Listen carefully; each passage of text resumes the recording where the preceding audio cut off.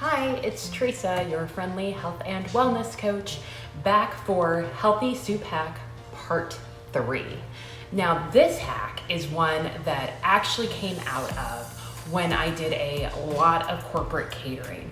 I would be cooking soups, and to give them a sweet element, I would add a ton of sugar. Sometimes it was white sugar, sometimes it was brown sugar, but like things like chili, our client liked a lot sweeter.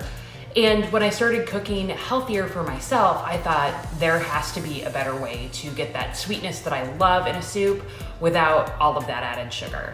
And that way is this. So you are gonna take anywhere from a half to a whole sweet potato and steam it. So you can steam it by putting it in a bowl like this, putting some water, covering it in the microwave. You can steam it on the stove top.